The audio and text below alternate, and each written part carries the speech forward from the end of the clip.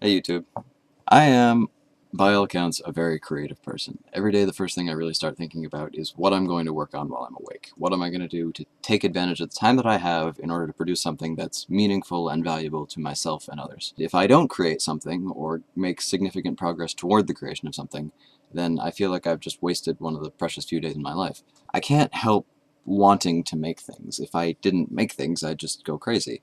And I don't know what it's like to not want to be creating something all the time. That's how creativity is like a disease or a drug addiction or even just a curse. It's sometimes I feel really good about my skills and just thrilled to be working on things and churning out content because of it. And I publish my work through whatever medium and people validate me. For a time I feel fulfilled, and that's the high. But there are lows, and the lows are low. Sometimes I feel like I'll never progress because the only thing that makes me improve is practice, and sometimes, yeah, I'll admit it, I am selfish enough to want the instant gratification of seeing my vision come to life without putting in the tens or hundreds or thousands of hours of work to make it happen. But I see countless artists who get stuck in that selfishness. They have the potential for great skill, if only they would spend the time improving themselves through practice and dedication, but they just throw up their hands and say, I can't draw, I can't write, I'll never be that good. Well, to all of them, I want to give a big screw you. You can do it, and if I can put in the time and effort to make myself better, then you can do the same. See, that's the catch. Being a creative person doesn't mean you're actually any better at creating things than anyone else, at least at the outset. It means you like to create things, so you spend your time doing that, so that's what you eventually get good at. But if you're a truly creative person, you probably feel like you'll never be good enough. And you know what? You won't. But that's okay. I want to make programming languages and video games and animated films and novels and countless other things. And though these are all massive undertakings, I know I have the skills to accomplish them. The problem is time. Someday I am going to die, and while that doesn't exactly bother me, it does piss me off a little bit because it's extremely inconvenient.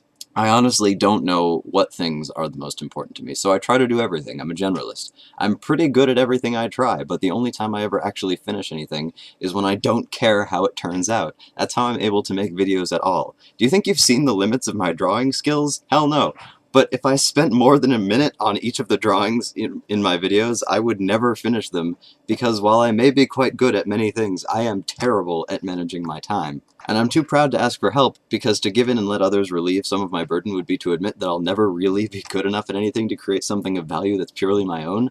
So it's a catch-22 if there ever was one. And in case you've gotten the wrong idea from all of this, I am not just another angst-ridden teenager, and I'm not just another depressed artist who's giving up because he can't make the cut. I always come back for more. That's what sets me apart from the people who say I can't. I know I can, I just feel the urge to be extremely self-critical, because recognizing your flaws and seeking to eradicate them is the only way to become truly great. I just get so fed up sometimes with the crap that I put myself through to create things, and I wonder if it's worth it. I spend hours programming, doing digital painting and pixel art, composing music, writing stories and songs, working on animations, constructing language, along with innumerable other little things that catch my fancy from time to time, and objectively, I am an incredibly well-rounded individual, but I don't know whether that's an advantage or a handicap. Am I a Renaissance man, a real polymath, or am I just another jack-of-all-trades, master of none? And I understand why so many creatives despair of creativity and turn to poisoning themselves with alcohol and drugs just to take the edge off and go on living in the face of this overwhelming feeling of inadequacy, this sensation that everyone else is satisfied by an ordinary life that just won't cut it for you, and that makes you somehow broken or sick. And some of them even take their own lives, but I know that most people, myself included, could never even think of doing something like that, because you don't want your life to end, you just feel stuck in low gear, and frustrated with your limitations, trying to find the dial that'll let you turn it up to 11, and lead a life that's truly fulfilling. And it might be one of those things that you can only find by accident. A lot of people rise to fame, for instance, by enormous chance multiplied by enormous skill. And hell, a lot of the people who become famous on YouTube just happen to be in the right place at the right time with the right video that caught the attention of enough people that their fame reached critical mass, and everyone was watching them just because everyone else was watching them. And I don't even want to be famous, but because I have the curse of creativity, I literally cannot help but try to become famous. And I don't really need people to be interested in me as a person, other than at an ordinary personal level, but I do need some kind of validation when it comes to my work. I just want to be able to make new friends and create things and help people and make a difference in the world. And okay, it's never entirely negative. YouTube is an absolutely incredible community that I hadn't really discovered until very recently, and even though I've got a long way to go, I don't know everything. I've started to make friends and get to know my way around and get settled in.